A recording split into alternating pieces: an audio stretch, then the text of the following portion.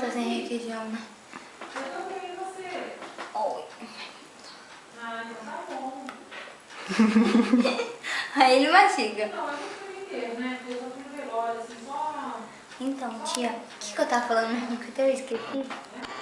Tava falando da sua avó de Macaé, que deixou mexer no laptop. Então, me deixou mexer no laptop.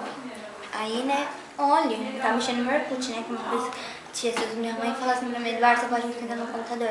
Eu só entro no Orkut. Eu entro no Orkut, entro no e-mail de todos os meus amigos, é com 164, hein?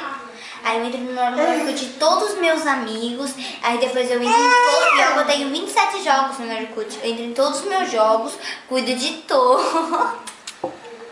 Cuido de todos.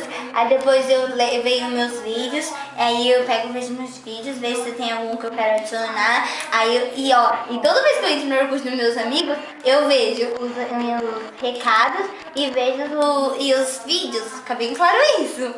Eu vejo tudo. Paciência, hein? Aí eu vejo tudo. Aí alguns eu mando recado. Alguns eu quando eu tô Pra mim online. você não manda. É muito raro. Não, mas se eu tenho atualizado os seus vizinhos, tipo assim, hoje você recebeu tantos e tantos vizinhos, você tem isso no seu Orkut? Jogos? Não. Tipo assim, Não, você tenho não, sabe tenho não. aqueles negócios lá de amigos consoláveis para ter no Orkut? Você tem isso? Não, então minha mãe atualizou no meu pra ela saber quem entra no meu, né, Orkut. Porque isso é bom, né? Porque às vezes entra algum, né? Aí, o que aconteceu? Eu pego e faço isso, eu entro em todos, aí eu vejo quem me visitou, eu